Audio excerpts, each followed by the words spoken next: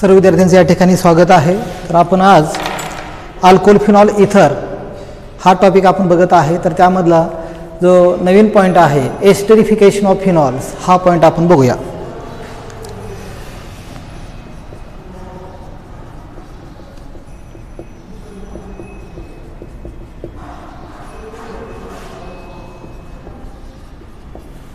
Okay, आता हा point बघण्या अगोदर आपण पहिल्यांदा बघूया रेझोनन्स काय असतं। ऑलरेडी हा पॉइंट आपण डिस्कस केलेला आहे यापूर्वी, तरी पण थोडं आपण रिव्हिजन मारूया। रेझोनन्स काय असतं, तर समजा हा फिनॉक्साइड आयन आहे आणि यामध्ये जो ऑक्सिजन आहे त्याच्यावर कोण आहे रे, लोन पेअर ऑफ इलेक्ट्रॉन आहे।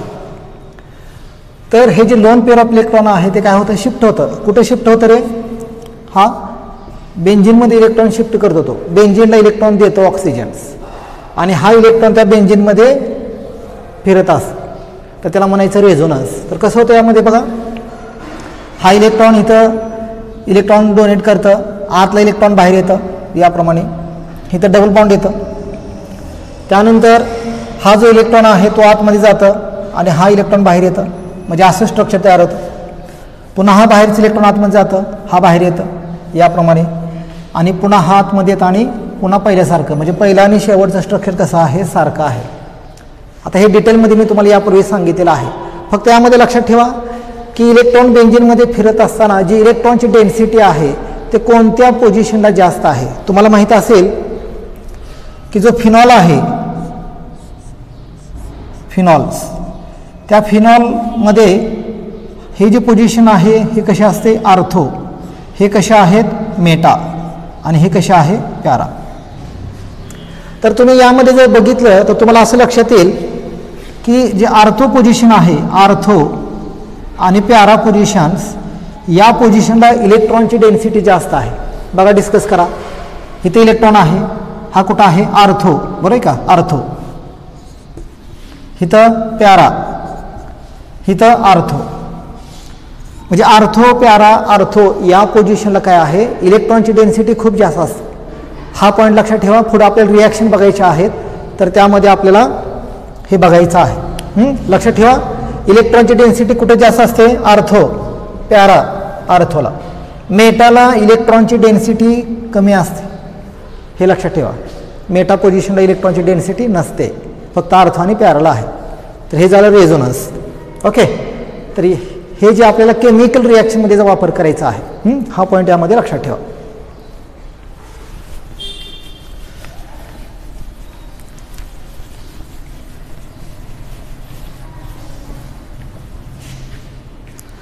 आता आपल्याला फिनॉलचं एस्टरमध्ये कन्व्हर्शन करायचं आपल्याला, बरोबर आहे का। काय करायचं आपल्याला, यामध्ये जे फिनॉल आहे फिनॉलचं रूपांतर करायचं आहे कशामध्ये, एस्टरमध्ये करायचं आहे। त्याला म्हणायचं एस्टरिफिकेशन रिॲक्शन्स।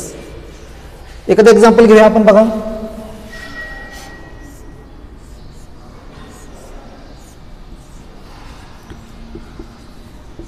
कोण आहे हा, फिनॉल्स। फिनॉलची रिॲक्शन करूया ॲसिड बरोबर, करूया ॲसिड।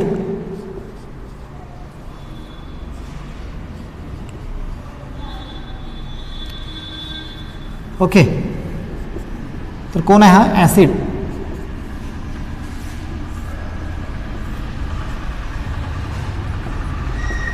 ओके, तर काय होतं यामध्ये बघा, हा H आणि हा OH, म्हणजे काय रिमूव्ह होतं रे, H2 रिमूव्ह होतो यामधून। आणि हा जो ग्रुप आहे, हा ग्रुप या ऑक्सिजनला अटॅच होतो, म्हणजेच काय मिळतं या ठिकाणी बघा, हा ऑक्सिजन आणि त्याला हा ग्रुप अटॅच होतो, म्हणजे काय तयार झालं या ठिकाणी, एस्टर प्लस काय रिमूव्ह होतं, वॉटर, H2। ओके, तर अशा प्रकारे आपण काय करू शकतो, जो फिनॉल आहे फिनॉलपासून आपण एस्टर तयार करू शकतो, बरोबर आहे का। पण हा एस्टर कसा आहे, ॲरोमॅटिक एस्टर आहे। ओके, तर यामध्ये एखादं एक्झाम्पल घेऊया।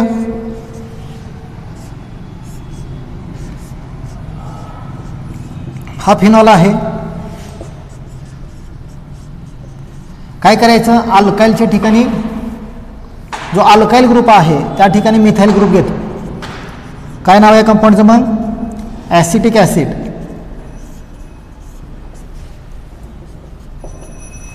काय होईल या ठिकाणी सेम रिॲक्शन असणार आहे. हा H आणि हा OH म्हणजे काय रिमूव्ह होतं रे वॉटर आणि हा ग्रुप आहे तसे ॲड होतो. म्हणजेच काय मिळतं या ठिकाणी बघा हा ग्रुप मिळतो प्लस H2. त्याला नाव द्यायचं आपल्याला. बघा आता हा कुठला ग्रुप आहे फिनाइल आणि हा ग्रुप कुठला आहे रे ॲसिटेट. तर या कंपाऊंडचं काय नाव झालं फिनाइल ॲसिटेट. तर याप्रमाणे असणार आहे बरं आहे का. तर हे झाले पहिले रिॲक्शन्स की आपण फिनॉल आणि ॲसिडपासून एस्टर तयार करू शकतो बरं आहे का. हे पॉईंट लक्षात ठेवा. यामध्ये 2 नंबरची रिॲक्शन बघूया आपण. आता यामध्ये काय पॉईंट फार महत्त्वाचे आहेत बघा. दिस रिॲक्शन इज रिव्हर्सिबल रिॲक्शन्स. तर ही रिॲक्शन कशी आहे रिव्हर्सिबल रिॲक्शन आहे. म्हणजे एकदा रिॲक्टंटचं रूपांतर प्रोडक्टमध्ये झालं तर पुन्हा हे जे प्रोडक्ट आहे वॉटर आणि एस्टर हे पुन्हा मिक्स होतं आणि पुन्हा आपल्याला रिॲक्टंट्स मिळतं. तर त्यासाठी काय करायचं जे बाय प्रोडक्ट आपल्याला मिळालं आहे वॉटर त्याला काय करायचं या ठिकाणी रिमूव्ह करायचं आहे. तर हा पॉईंट लक्षात ठेवा. दुसरा पॉईंट यामध्ये आहे की आपण जे कॅटलिस्ट या ठिकाणी वापरलेलं आहे ॲसिड वापरलेलं आहे बरं आहे का. तुम्हाला माहिती असेल की ज्यावेळेस आपण ॲसिड वापरतो त्यावेळेस ॲरोवर काय लिहितो H+ आणि बेस वापरतो त्यावेळेस काय लिहितो रे OH- बरं आहे का. हे पॉईंट लक्षात ठेवा. तर या ठिकाणी जे ॲसिड वापरलेला आहे ते कोणतं आहे कॉन्सन्ट्रेटेड H2SO4 आहे. तो कशासाठी वापरायचा रिॲक्शन फॉरवर्ड सेंड करण्यासाठी या ठिकाणी आपण काय वापरलेलं आहे ॲसिड वापरलेला आहे. या ठिकाणी जे एस्टर तयार झालेला आहे रिॲक्शन कंप्लीट झाली काय होतं फ्रुटी स्मेल येतो. म्हणजे फळांचा जसा स्मेल आहे तसा स्मेल येतो. मग आपण ओळखू शकतो काय तयार झालेला आहे एस्टर या ठिकाणी तयार झालेला आहे. ओके. तर ही झाली पहिली रिॲक्शन्स.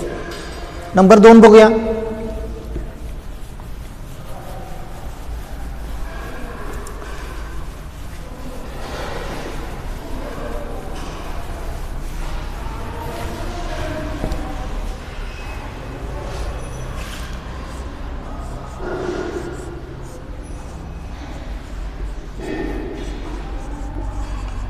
पुन्हा हा फिनॉल्स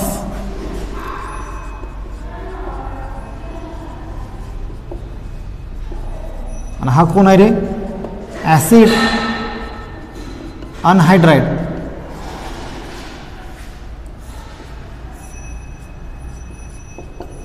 ओके. याप्रमाणे रिॲक्शन आहे. तर काय होतं यामध्ये हा ग्रुप इथून रिमूव्ह होतो हा ग्रुप इथून असा रिमूव्ह होतो हा रिमूव्ह होतो. कुठला ग्रुप आहे रे हा बघा RCOOH म्हणजे हा ग्रुप रिमूव्ह झालेला या ठिकाणी ॲसिड. आणि हा ग्रुप जो आहे तो आहे तसा ऑक्सिजनला ॲड होतो. म्हणजेच काय मिळतं बघा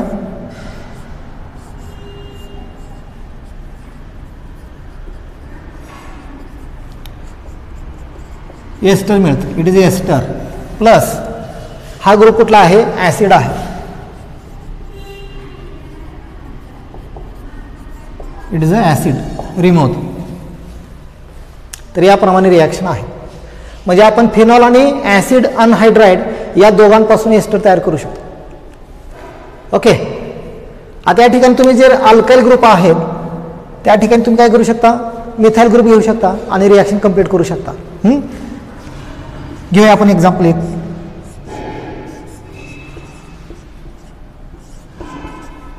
phenol it is a phenols plus या ठिकाणी फक्त काय करायचं आपण आरच्या ठिकाणी काय घ्यायचं मिथाइल ग्रुप. तर याचं नाव आहे ॲसिटिक अनहायड्राइड्स या कंपाऊंडचं नाव असणार आहे. तर कशी रिॲक्शन होते रे सेम रिॲक्शन आहे. हा रिमूव्ह होतो ग्रुप हा इथून रिमूव्ह होतो. तर हा ॲसिटिक ॲसिड रिमूव्ह होतो आणि हा ग्रुप आहे तसं ऑक्सिजनला ॲड होतो. म्हणजेच काय मिळतं बघा या ठिकाणी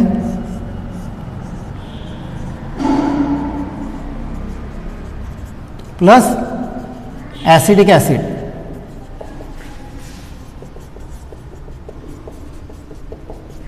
आणि हा कोण आहे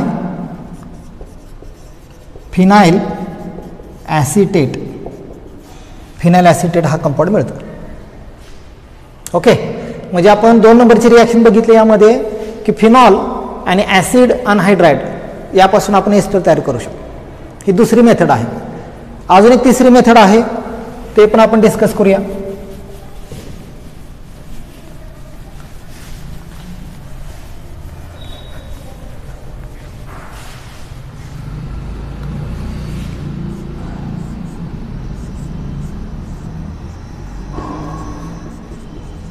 इट इज अ फिनॉल. याची रिॲक्शन करूया आपण. कोण आहे हा? Acid chlorides. जो कॅटलिस्ट आहे तो कोण वापरायचा आहे? पिरिडीन वापरायचा आहे. काय होतं यामध्ये? हा H आणि हा Cl रिमूव्ह होतो, म्हणजे HCl रिमूव्ह होतो, आणि हा ग्रुप आहे तसा ऑक्सिजनला ॲड होतो.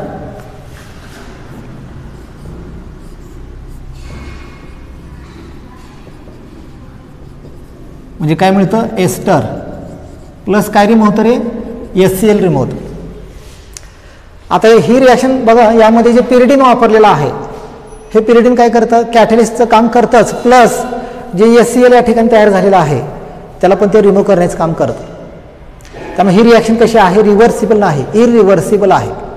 कारण बाकीच्या रिॲक्शनमध्ये आपल्याला काय केलं? आपण जे बाय प्रोडक्ट आहे त्याला आपल्याला रिमूव्ह करावं लागत होतं, बरं आहे का? पण यामध्ये बाय प्रोडक्ट रिमूव्ह करण्याची गरज नाही, कारण जो पिरिडीन आपण वापरलेला आहे तो काय करतो? त्या HCl ला रिमूव्ह करतो. हा पॉईंट लक्षात ठेवा. यामध्ये एक्झाम्पल घेऊया. तर हा फिनॉल आहे. फक्त काय करायचं? आरच्या ठिकाणी अल्काइल ग्रुप घ्या, कोणताही. मिथाइल घेतो. यामध्ये काय नाव आहे कंपाऊंडचं? ॲसिटिल क्लोराइड्स या कंपाऊंडचं नाव असणार आहे, बरं आहे का? It is a pyridine. तर काय होतं यामध्ये? हा H आणि हा Cl रिमूव्ह होतो आणि हा ग्रुप आहे तसा ॲड होतो.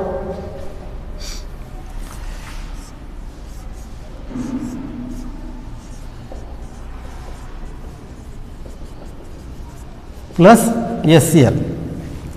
या कंपाऊंडचं नाव आहे फिनाइल ॲसिटेट. ओके. तर अशा प्रकारे आपण काय केलं? जे फिनॉल आहे, फिनॉल आणि ॲसिटिल क्लोराइड्स यापासून एस्टर तयार केला आपण. तर 3 मेथड आहेत यामध्ये, लक्षात ठेवा. पहिली मेथड कोणती आहे रे? Phenol plus acid. दुसरी कोणती आहे? Phenol plus acid anhydride. आणि तिसरी कोणती आहे? फिनॉल प्लस ॲसिड क्लोराइड, बरं आहे का? या सगळ्यापासून आपण काय तयार करू शकतो? एस्टर, बरं आहे का? तर हा पॉईंट लक्षात ठेवा. ठीक आहे. Bonior reactions.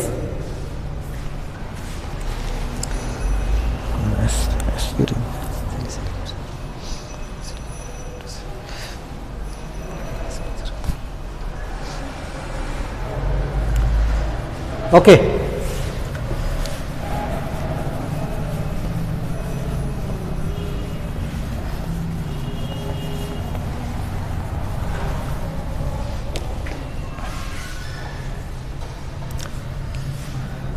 ठीक आहे. तर पुढची बघूया. तर आपल्याला ॲस्पिरिन तयार करायचं आहे. ॲस्पिरिन तयार करायचं आहे. कसं तयार करायचं बघा. यामध्ये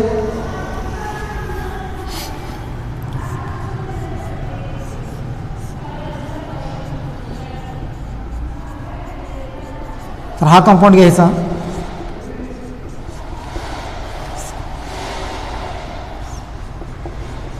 सॅलिसायलिक ॲसिड घ्यायचं आणि त्यामध्ये काय ॲड करायचं रे? ॲसिटिक अनहायड्राइड ॲड करायचं यामध्ये. It is acetic anhydride.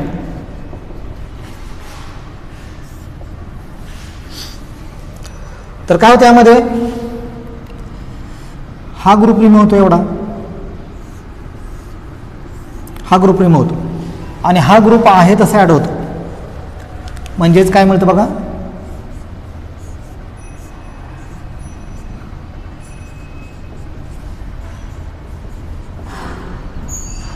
Okay. हा कंपाऊंड मिळतो.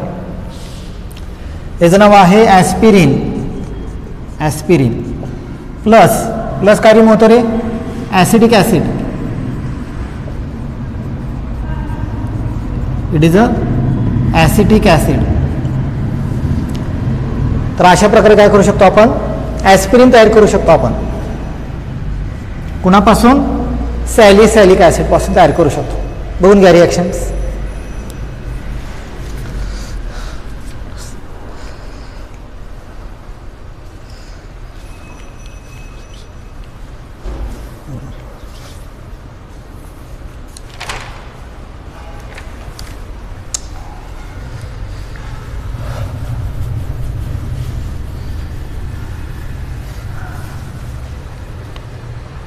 पुढची रिॲक्शन बघूया.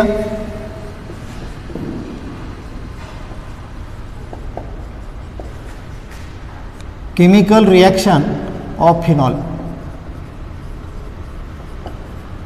फिनॉलचे काही केमिकल रिॲक्शन बघायचे आहेत. त्यामध्ये नंबर 1 आहे ॲरोमॅटिक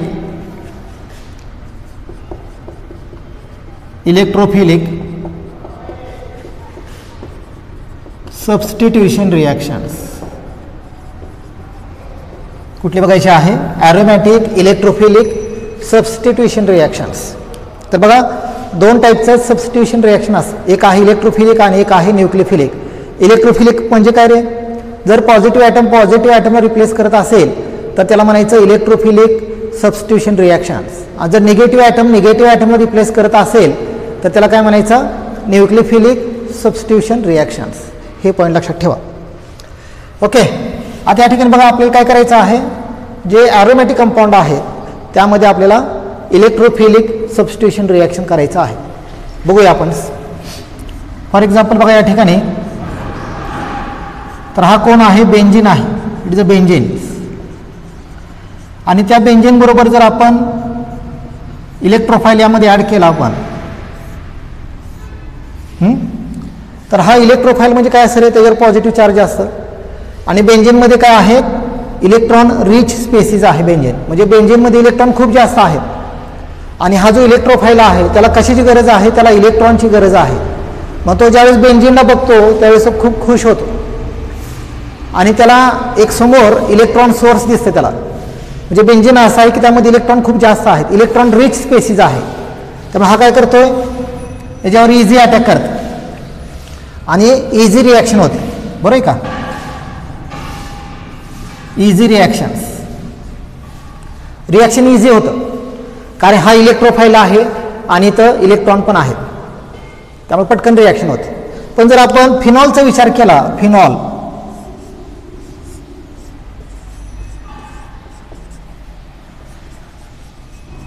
तर काय होतं फिनॉलमध्ये, तुम्हाला माहित असेल की जे ऑक्सिजन आहे त्याच्यावर लोन पेअर आहेत इलेक्ट्रॉन्स. म्हणजे बेंझिनमध्ये ऑलरेडी इलेक्ट्रॉन आहेत भरपूर. आणि त्यातून काय होतं, जो बेंझिनला OH अटॅच आहे, ऑक्सिजन काय करतं, त्याचे जे इलेक्ट्रॉन आहेत तो त्या बेंझिनमध्ये शिफ्ट करतं. हे जे इलेक्ट्रॉन आहेत ते बेंझिनमध्ये इलेक्ट्रॉन ट्रान्सफर करतं. म्हणजे पहिलंच बेंझिनकडे इलेक्ट्रॉन खूप जास्त आहेत, त्यातून ऑक्सिजन इलेक्ट्रॉन देत आहे. त्यामुळे काय होत आहे, बेंझिनमध्ये जी इलेक्ट्रॉनची डेन्सिटी आहे ती खूप वाढत आहे. आणि त्यामुळे या ठिकाणी जे रिॲक्शन होणार आहे ते रिॲक्शन कशी होते, यामध्ये व्हेरी इझी रिॲक्शन्स, खूप फास्ट रिॲक्शन होते. म्हणजे बेंझिन आणि फिनॉलमध्ये जर विचार केला आपण तर त्या बेंझिनपेक्षा फिनॉलमध्ये इलेक्ट्रोफिलिक सबस्टिट्यूशन रिॲक्शन कशी होते, फास्ट होते. का होते, तर फिनॉलमध्ये इलेक्ट्रॉनची डेन्सिटी बेंझिनपेक्षा जास्त आहे. हा पॉईंट यामध्ये लक्षात ठेवा. आता या ठिकाणी मागाशी मी तुम्हाला रेझोनन्समध्ये एक पॉईंट सांगितला होता की ज्यावेळेस रेझोनन्स होत असतं त्यावेळेस काय होतं, जी इलेक्ट्रॉनची डेन्सिटी आहे ती कुठं असेल, इलेक्ट्रॉनची डेन्सिटी 3 ठिकाणी जास्त होते. हे आर्थो आणि प्यारा. म्हणजे आर्थो आणि प्यारा या ठिकाणी इलेक्ट्रॉनची डेन्सिटी जास्त असेल. त्यामुळे हे जे इलेक्ट्रोफाईल आहे हे कुठे अटॅक करतात, एकतर आर्थो किंवा प्याराला अटॅक करतात. ते मेटाला अटॅक करत नाहीत. ही पोझिशन कोणती आहे, ही मेटा आहे. आणि त्या मेटा पोझिशनला इलेक्ट्रॉनची डेन्सिटी कमी आहे. त्यामुळे जे इलेक्ट्रोफाईल आहेत त्या मेटाकडे जात नाहीत, कुठे जातात, आर्थो आणि प्यारालाच अटॅक करतात. त्यामुळे यापासून जे कंपाऊंड आपल्याला तयार होणार आहेत ते आर्थो आणि पॅरा कंपाऊंड मिळणार आहेत. म्हणजे कसे मिळतील बघा, त्यामध्ये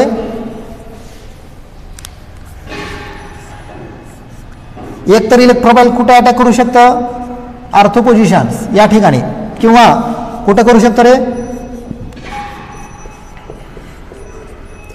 पॅराला करत. म्हणजे आर्थो आणि पॅरालाच इलेक्ट्रोफाइल अटॅक करतात, मेटाला अटॅक करत नाहीत. कारण की आर्थो आणि पॅराला काय आहे, इलेक्ट्रॉनची डेन्सिटी जास्त असते. तर हा पॉईंट यामध्ये लक्षात ठेवा. ओके, आता यामध्ये बघूया पहिली रिॲक्शन आपण, हॅलोजनेशन्स.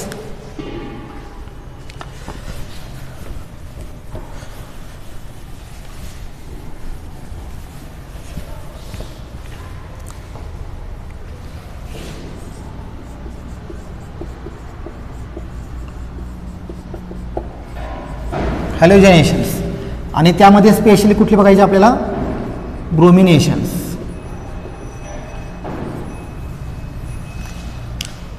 हॅलो मीन्स काय रे, हॅलो मीन्स हॅलोजन, जेनेशन मीन्स ॲड करणे. तर यामध्ये काय करायचं, या रिॲक्शनमध्ये आपल्याला हॅलोजन ॲड करायचे आहेत. त्यामुळे या रिॲक्शनला काय म्हणायचं, हॅलोजनेशन रिॲक्शन असं म्हणायचं. ओके, तर बघूया आपण यामध्ये पहिली रिॲक्शन बघूया.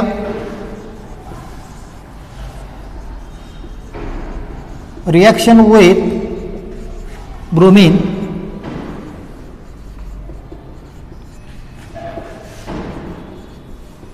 in presence of catalyst, in presence of catalyst, carbon disulfide, chloroform and carbon tetrachlorides. हे लक्ष द्या. ओके, तर काय करायचं आपल्याला, पहिल्यांदा हे जे कॅटलिस्ट आहे त्यांचा वापर करून आपल्याला रिॲक्शन करायचं आहे. आणि हे कॅटलिस्ट कसे सगळे, दे आर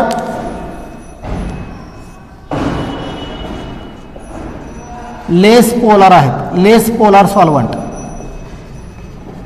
अँड इनर्ट. कसे ते लेस पोलार सॉल्वंट आहेत आणि इनर्ट आहेत. हा पॉईंट लक्षात ठेवा. ओके, बघूया रिॲक्शन आपण.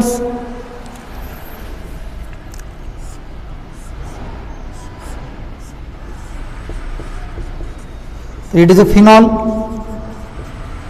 दोन मॉलिक्युल ह्या फिनॉलचे, आणि याची रिॲक्शन करायची कोणाबरोबर, ब्रोमीन बरोबर. It is a bromine. दोन मॉलिक्युल घ्यायचे. जो कॅटलिस्ट आहे तो काय वापरायचा आहे, कार्बन डाय सल्फाइड, लो टेम्परेचर, कमी टेम्परेचरला रिॲक्शन आहे. यापैकी कुठलाही वापरू शकता. या ठिकाणी कुठला वापरला मी, कार्बन डायसल्फाइड वापरलेला आहे. आता या ठिकाणी Br किती तरी शिल्लक, टोटल Br 4 आहेत, बरोबर आहे का.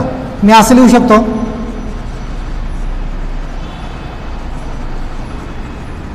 ओके 4 Br आहेत. आणि फिनॉल पण किती तरी 2 फिनॉल आहेत. तर कशी रिॲक्शन होते बघा यामध्ये.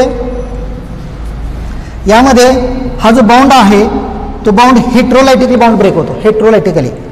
आणि याच्यावर पॉझिटिव्ह चार्ज येतो, हा निगेटिव्ह, हा पॉझिटिव्ह आणि हा निगेटिव्ह.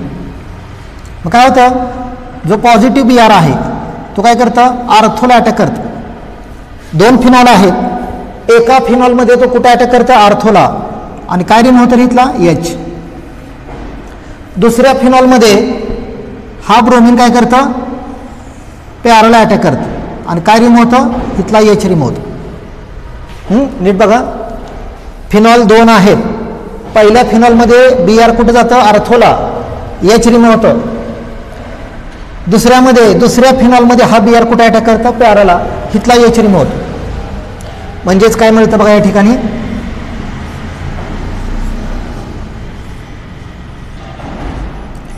या ठिकाणी Br येतं, प्लस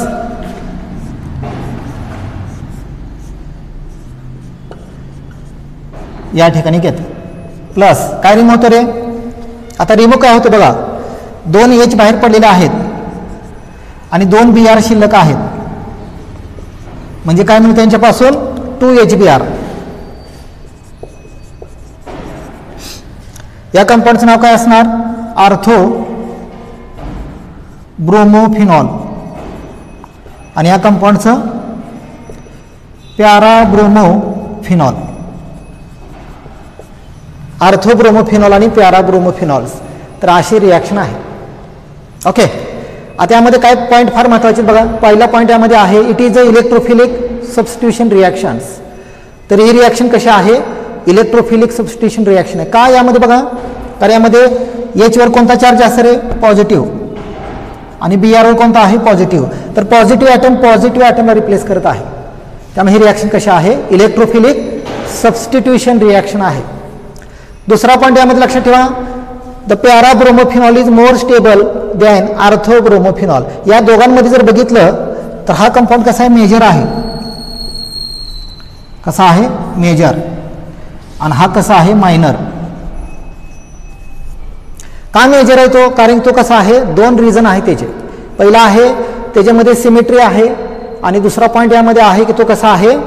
लेस स्टेरिक हिंड्रन्स आहे त्या ठिकाणी. या कंपाऊंडमध्ये जर बघितलं तुम्ही तर हे दोन्ही ग्रुप जवळ आहेत, एकमेकांच्या जवळ आहे दोन्ही ग्रुप, आणि त्यांचे जे इलेक्ट्रॉन क्लाउड आहेत, त्या ग्रुपचे, त्याच्यामुळे काय होतं? दोघांमध्ये रिपल्शन होतं, आणि रिपल्शन झाल्यामुळं हा ग्रुप कसा आहे? लेस स्टेबल आहे.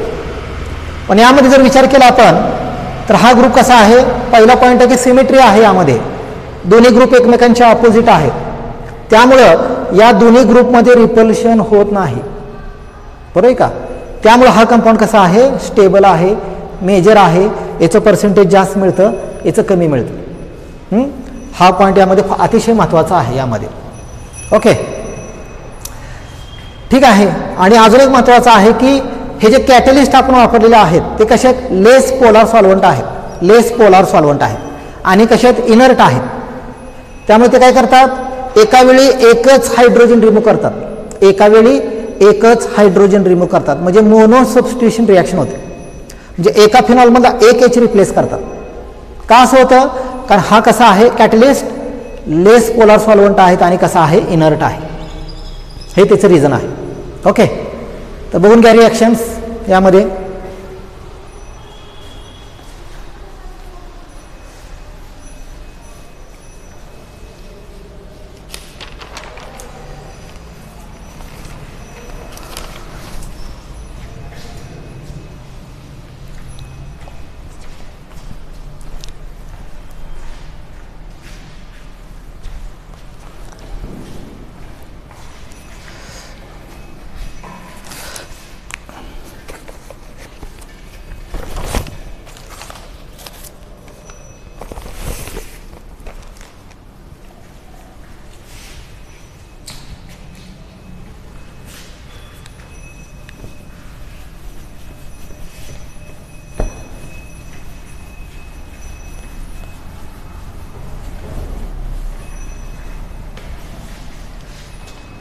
ठीक आहे, तर पहिली रिॲक्शन झाली. आता यामध्ये सेकंड रिॲक्शन बघूया आपण हॅलोजनेशनमध्ये. Reaction with bromine water. आता काय करायचं आपल्याला? Reaction with bromine water. बघा कशी रिॲक्शन आहे.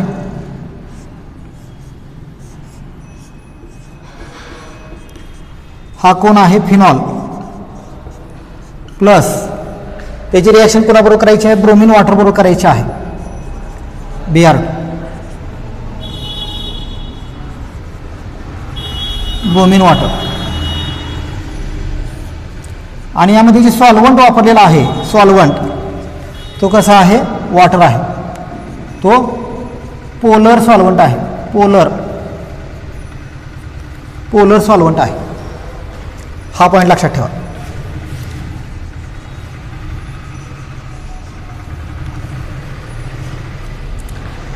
आणि यामध्ये जे ब्रोमीन वॉटर आहे ते कसं आहे? स्ट्रॉंग आहे, स्ट्रॉंग असते. हा पॉईंट लक्षात ठेवा. तर या ठिकाणी बघा हे जे Br आहेत, टोटल Br किती आहेत यामध्ये? बघा बरं, 6 Br आहेत. बरं आहे का? तर कसं लिहायचं बघा? 6 Br.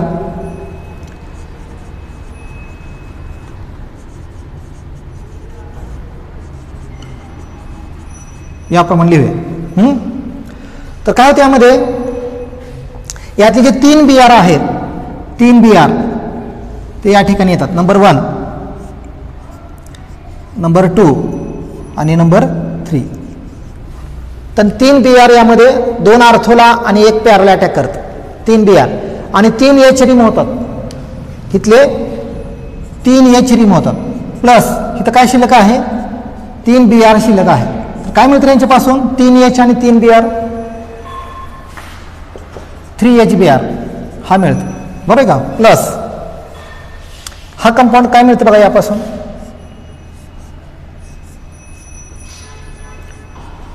तर 1 BR या ठिकाणी येतं, हा दुसरा आणि हा तिसरा, तर हा कंपाऊंड मिळतो.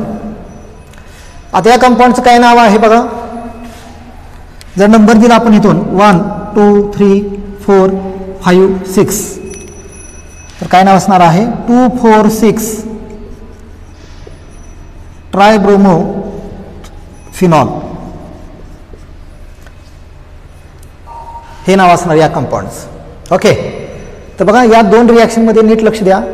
मगाची जी रिॲक्शन आहे, जो सॉल्व्हंट होता तो सॉल्व्हंट कसा होता रे, लेस पोलार सॉल्व्हंट होता, आणि लेस पोलार सॉल्व्हंट असल्यामुळं मोनो सबस्टिट्यूशन झालेला आहे, म्हणजे एकच हायड्रोजन रिप्लेस केला. पण हा जो सॉल्व्हंट आहे तो कसा आहे, पोलर आहे, पोलर सॉल्व्हंट आहे, त्यामुळे तो काय करतो, at a time 3 hydrogen replace करतो, म्हणजे ट्राय सबस्टिट्यूशन रिॲक्शन होते, 3 हायड्रोजन रिप्लेस करतो तो. त्यामुळे काय मिळतं या ठिकाणी, 2,4,6 ट्रायब्रोमोफिनॉल या ठिकाणी मिळतं. म्हणजे कॅटलिस्ट आपण कोणता वापरलेला आहे त्याच्यावर डिपेंड असतं की प्रोडक्ट काय मिळणार आहे. तुम्ही जर लेस पोलार सॉल्व्हंट वापरलं तर तुम्हाला आर्थो पॅरा कंपाऊंड मिळणार, पण तुम्ही जर वॉटर वापरलं, पोलार सॉल्व्हंट वापरलं तर तुम्हाला काय मिळणार, एकच कंपाऊंड मिळणार आहे. तर हा दोघातला फरक आहे. बघून घ्या reactions.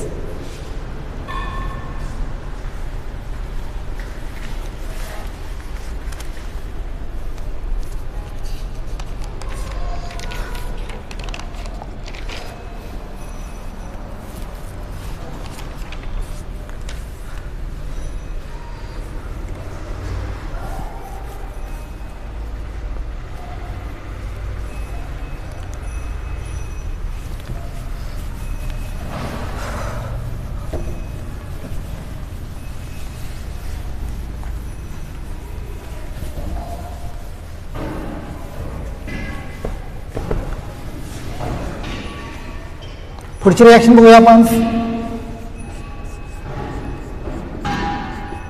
नायट्रेशन्स.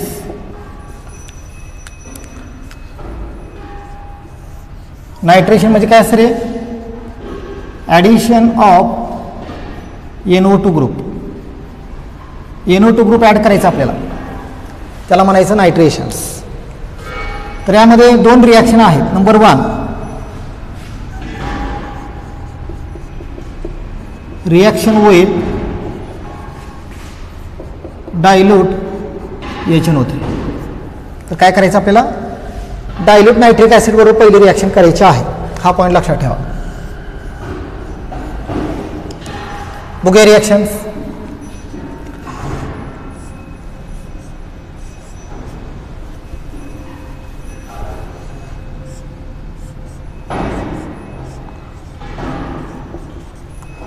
It is a phenol. फिनॉलची रिॲक्शन करायची नायट्रिक ॲसिड बरोबर. आता हा जो नायट्रिक ॲसिड आहे तो आपण डिवाइड करून असं लिहू शकतो, HONO2 या पद्धतीने लिहू शकतो आपण. हा निगेटिव्ह, हा पॉझिटिव्ह चार्ज आहे याप्रमाणे.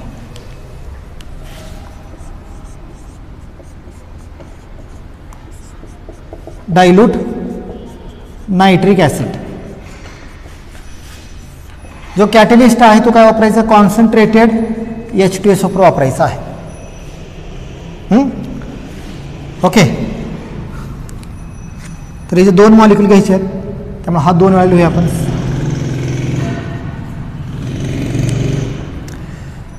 तर काय होतं, हा निगेटिव्ह निगेटिव्ह असतं, हा पॉझिटिव्ह असतं. तर काय होतं, यामध्ये 2 फिनॉल आहेत. पहिल्या फिनॉलमध्ये काय होतं, हा जो NO2 ग्रुप आहे, हा NO2 ग्रुप तो कुठे जातं, आर्थोला अटॅक करतं पहिल्या फिनॉलमध्ये, आणि काय रिम होतो इथला, H. त्यानंतर दुसरा फिनॉल जो आहे तो कुठे अटॅक करतं, दुसऱ्या फिनॉलमध्ये, दुसरा NO2 दुसऱ्या फिनॉलमध्ये पॅराला अटॅक करतं, आणि H रिमूव्ह करतो. म्हणजे 2 कंपाऊंड मिळतात या ठिकाणी. एक आहे आर्थो आणि दुसरा आहे प्यारा.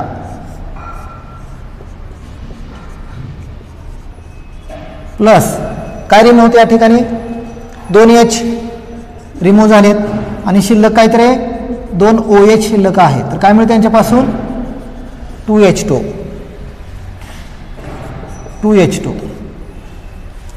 नाव लिहा या कंपाऊंडचं. काय नाव आहे? आर्थो नायट्रोफिनॉल्स. याचं नाव काय असणार? प्यारा नायट्रोफिनॉल्स. ओके. तर हे झालं नायट्रेशन्स. का म्हणायचं रे नायट्रेशन्स? कारण यामध्ये आपण काय ॲड केलेलं आहे? NO2 ग्रुप ॲड केलेला आहे. त्यामुळे या रिॲक्शनला काय म्हणायचं? नायट्रेशन रिॲक्शन असं यामध्ये म्हणायचं आहे. आता यामध्ये काय पॉईंट आहेत? पहिला पॉईंट यामध्ये आहे it is a electrophilic substitution reactions. काय इलेक्ट्रोफिलिक आहे? कारण यामध्ये पॉझिटिव्ह ॲटमला रिप्लेस करत आहे. यामध्ये हा पॉईंट यामध्ये लक्षात ठेवा. सेकंड पॉईंट यामध्ये आहे की आपल्याला आर्थो आणि प्यारा नायट्रोफिनॉल सेपरेट करायचे आहेत. आता कसं सेपरेट करायचं यांना दोघांना? जे प्रोडक्ट आहे ते 2 मिळालेत. एक आहे आर्थो नायट्रोफिनॉल, दुसरा आहे प्यारा नायट्रोफिनॉल.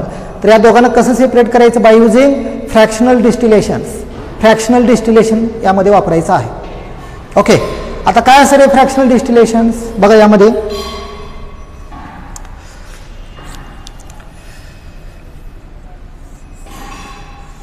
ओके. समजा हे जे बीकर आहे त्यामध्ये आर्थो आणि प्यारा कंपाऊंड आहेत. आर्थो आणि प्यारा कंपाऊंड आहे. हे दोन्ही कंपाऊंड त्यामध्ये आहेत. तर त्यांना हिट करायचं.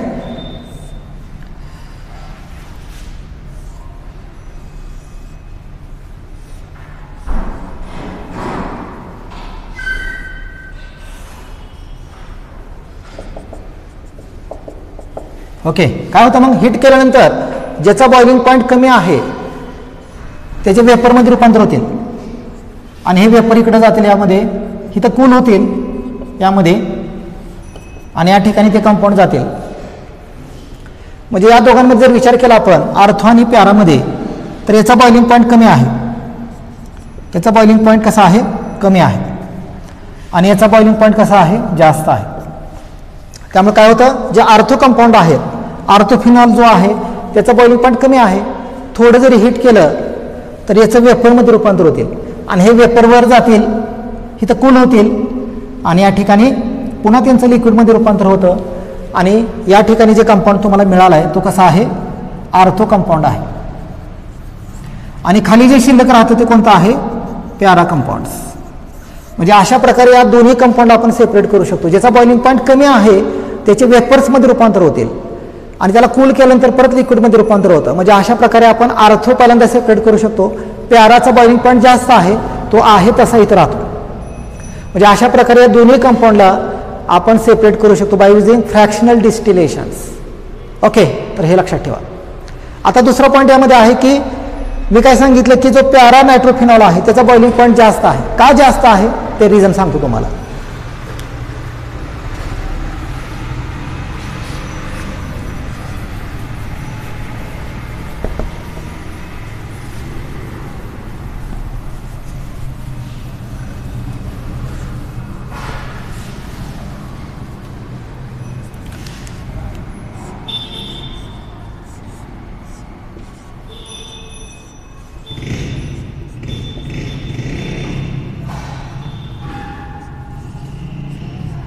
हा कोण आहे रे?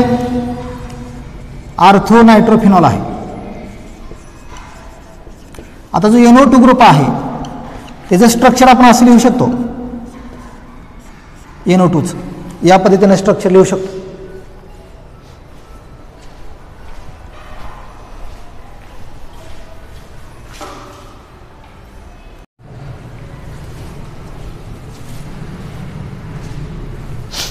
ओके. तर बघा जो NO2 ग्रुप आहे तो आपण असं लिहू शकतो. तर हे स्ट्रक्चर आहे NO2च. तर काय होतं आर्थो नायट्रोफिनॉलमध्ये ऑक्सिजनवर निगेटिव्ह असतं, एचवर कोणतं असतं पॉझिटिव्ह. तर काय होतं या दोघांच्या मध्ये एक बॉन्डिंग तयार होतं, हायड्रोजन बॉन्डिंग तयार होतं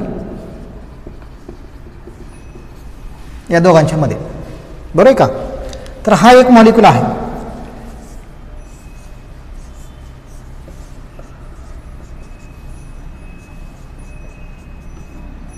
आणि हा दुसरा मॉलिक्यूल आहे, याच्यामध्ये पण हायड्रोजन बॉन्डिंग आहे. ओके. तर काय होतं, हे जे दोन मॉलिक्यूल आहेत यांना जर एका बिकरमध्ये घेतलं आपण आणि हीट केलं, खालून हीट केलं, तर काय होतं, हे जे दोन मॉलिक्यूल आहेत त्यांच्यामध्ये इंट्रामॉलिक्युलर हायड्रोजन बॉन्डिंग आहे. कुठलं आहे, इंट्रा मॉलिक्युलर हायड्रोजन बॉन्डिंग आहे. इंट्रामॉलिक्युलर म्हणजे एकाच मॉलिक्यूलमध्ये हायड्रोजन बॉन्डिंग आहे. यांच्यामध्ये हायड्रोजन बॉन्डिंग आहे, या मॉलिक्यूलमध्ये पण आहे, पण या दोघांमध्ये कोणत्याही टाईपचं बॉन्डिंग नाही. त्यामुळे या दोन मॉलिक्यूल जर हीट केलं तर या दोघांमध्ये अट्रॅक्शन नाही. त्यामुळे पटकन काय होतं, या लिक्विडचं रूपांतर वेपरमध्ये पटकन होतं. ओके. त्यामुळं यांचा जो बॉइलिंग पॉईंट आहे तो कसा आहे, कमी आहे. या दोन मॉलिक्यूलमध्ये अट्रॅक्शन नाही, हायड्रोजन बॉन्डिंग नाही. हे झालं कोणाच्या बाबतीत, आर्थोच्या बाबतीत. आता जर पॅरा कंपाऊंडचा विचार केला आपण, बघूया पॅरा कंपाऊंड कसे आहेत.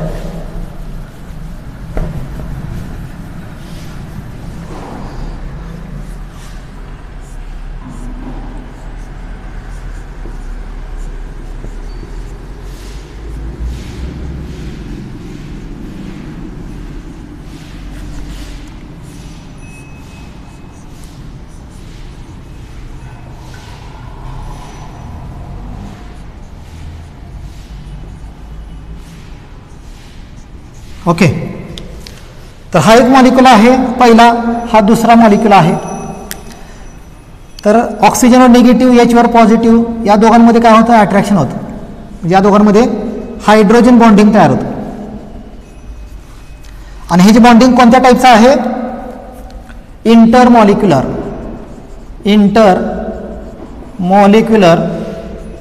Hydrogen bonding. ओके. म्हणजे दोन मॉलिक्यूलमध्ये जर हायड्रोजन बॉन्ड असेल तर त्याला म्हणायचं इंटरमॉलिक्युलर हायड्रोजन बॉन्ड, आणि एकाच मॉलिक्यूलमध्ये हायड्रोजन बॉन्ड असेल तर त्याला म्हणायचं इंट्रामॉलिक्युलर हायड्रोजन बॉन्डिंग्स. आता यामध्ये एक दोन मॉलिक्यूल असतात, हजारो मॉलिक्यूल असतात. तर या ठिकाणी आपण दोन मॉलिक्यूल दाखवूया. हा एक मॉलिक्यूल आहे, हा एक मॉलिक्यूल आहे.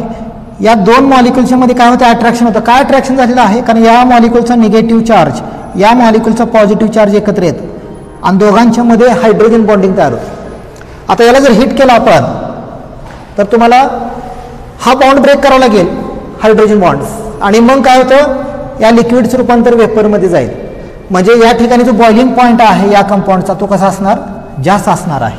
का जास्त आहे, का दोन मॉलिक्यूलच्या मध्ये हायड्रोजन बॉन्डिंग आहे. मग तुम्हाला पहिल्यांदा त्या बॉन्डला ब्रेक करावं लागेल आणि मग त्या लिक्विडचं रूपांतर वेपरमध्ये रूपांतर होतं. म्हणजे हीट जास्त लागेल, टेम्परेचर जास्त लागेल, त्यामुळे बॉइलिंग पॉईंट पण कसा आहे, जास्त आहे. त्यामुळं जो बॉइलिंग पॉईंट आहे, the boiling point of para compounds is greater than boiling point of ortho compounds. आर्थोपेक्षा पॅरा कंपाऊंड जे आहेत त्यांचा बॉइलिंग पॉईंट कसा आहे, जास्त आहे. हे कशा आहेत, पॅरा नायट्रोफेनॉल आहेत. तर हे त्याचं रिझन आहे. हा पॉईंट यामध्ये लक्षात ठेवा. तर नायट्रेशनमध्ये एक रिॲक्शन बघितली आपण, reaction with dilute nitric acid. आता त्यामध्ये अजून एक रिॲक्शन आहे, reaction with concentrated nitric acids. त्याची रिॲक्शन पण आपण डिस्कस करूया.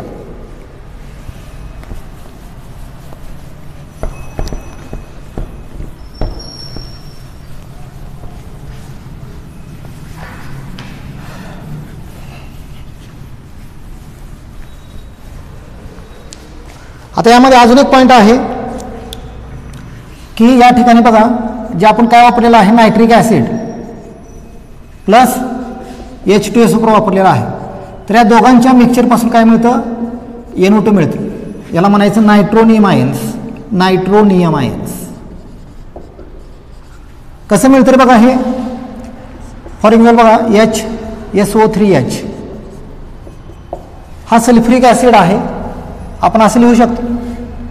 तर काय होतं यामध्ये, हा बॉन्ड ब्रेक होतो, H+ रिलीज होतं सल्फ्युरिक ॲसिडमधला. आणि जे नायट्रिक ॲसिड आहे आपण असं लिहू शकतो, नायट्रिक ॲसिड हा नायट्रिक ॲसिड आहे. याच्यावर काय असेल, लोन पेअर असं. मग हा H+ रिलीज झाल्यानंतर त्याला इलेक्ट्रॉनची गरज आहे आणि तो बघतो की या ठिकाणी नायट्रिक ॲसिडमध्ये जे ऑक्सिजन आहे त्या ठिकाणी इलेक्ट्रॉन जास्त आहेत.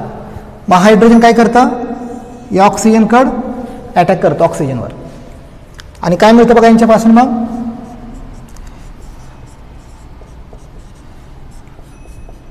हा कंपाऊंड मिळतो. ऑक्सिजनवर पॉझिटिव्ह चार्ज येतो. का पॉझिटिव्ह आलेला आहे, का तो काय करतो, हायड्रोजनला इलेक्ट्रॉन देतो, त्यामुळे याच्यावर पॉझिटिव्ह चार्ज आलेला आहे. आणि नंतर काय होतं, हा मॉलिक्यूल इथून ब्रेक होतो आणि काय मिळतं, H2O + NO2.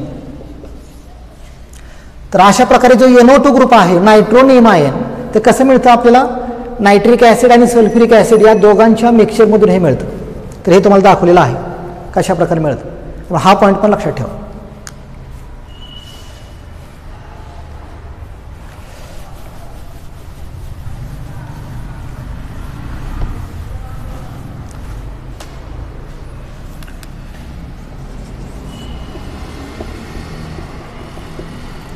Reaction with concentrated nitric acids. काय वापरायचं यामध्ये, कॉन्सन्ट्रेटेड नायट्रिक ॲसिड वापरायचं. मग अशी डायल्यूट वापरलं होतं आपण. बघूया reactions. It is a phenols. आणि काय करायचं आपल्याला, नायट्रिक ॲसिड घ्यायचा आहे. हा कसा आहे, कॉन्सन्ट्रेटेड आहे, कॉन्सन्ट्रेटेड नायट्रिक ॲसिड्स.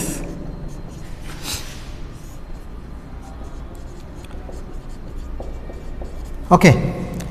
तर नायट्रिक ॲसिडचे 3 मॉलिक्यूल घ्यायचे आहेत. तर काय त्यामध्ये NO2 किती आहेत यामध्ये, 3 आहेत. तर 3 NO2, एक या ठिकाणी जातं, हा दुसरा आणि तिसरा या ठिकाणी अटॅक करतं. एक NO2 या ठिकाणी येतं, हा दुसरा आणि हा तिसरा. 3 NO2 ग्रुप आर्थो आणि पॅराला अटॅक करतात. म्हणजेच काय मिळतं या ठिकाणी बघा,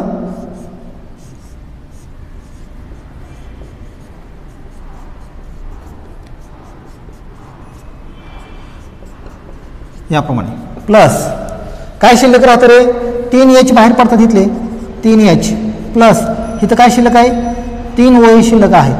तर काय मिळतं यांच्यापासून, 3H2. या कंपाऊंडचं काय नाव असणार आहे, 2,4,6. नंबर देऊ शकतो आपण, 1 2 3 4 5 6. तर 2,4,6 ट्राय नायट्रोफिनॉल्स, किंवा त्याला आपण काय म्हणतो, पिक्रिक ॲसिड, याप्रमाणे म्हणू शकतो. तर अशी रिॲक्शन आहे. जर तुम्ही कॉन्सन्ट्रेटेड नायट्रिक ॲसिड वापरलं तर तुम्हाला एकच कंपाऊंड मिळणार, पण तुम्ही जर डायल्यूट वापरलं तर आर्थो आणि पॅरा असे 2 कंपाऊंड तुम्हाला मिळतात. तर ही रिॲक्शन बघून घ्या.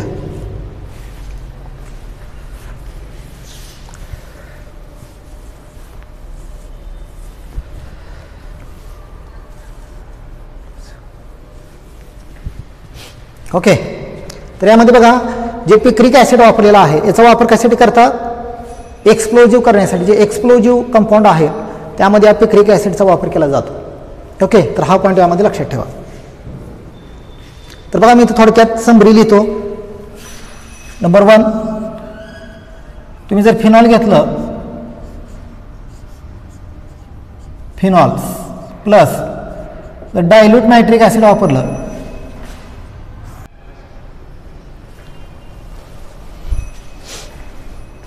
ओके. तर बघा, यामध्ये लक्ष द्या की हे जे नायट्रेशन रिॲक्शन आहे त्यामध्ये थोडक्यात समरी मी तुम्हाला सांगतो. यामध्ये जर तुम्ही नायट्रिक ॲसिड वापरलं, डायल्यूट नायट्रिक ॲसिड्स, तर तुम्हाला आर्थो आणि पॅरा कंपाऊंड मिळतं.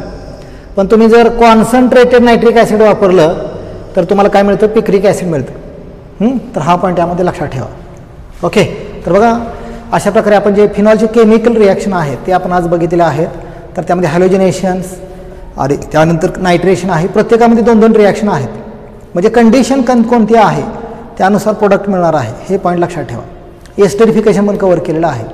तर बघा हे जे ऑर्गॅनिक रिॲक्शन आहेत यांना तुम्ही जर प्रॅक्टिस केली, जेवढं तुम्ही लिखाण करचाल तेवढं तुम्हाला ते रिॲक्शन परफेक्ट होतील. ओके, तर सराव फार महत्त्वाचा आहे. आणि रिॲक्शनमध्ये तुम्ही जर सराव केलं, प्रॅक्टिस केली, तर हे जे ऑर्गॅनिक रिॲक्शन आहे, ऑर्गॅनिक जे पेपर आहे तो तुम्हाला खूप इझी जाईल. ठीक आहे, जे राहिलेलं रिॲक्शन आहे ते आपण पुढच्या लेक्चरला घेऊया.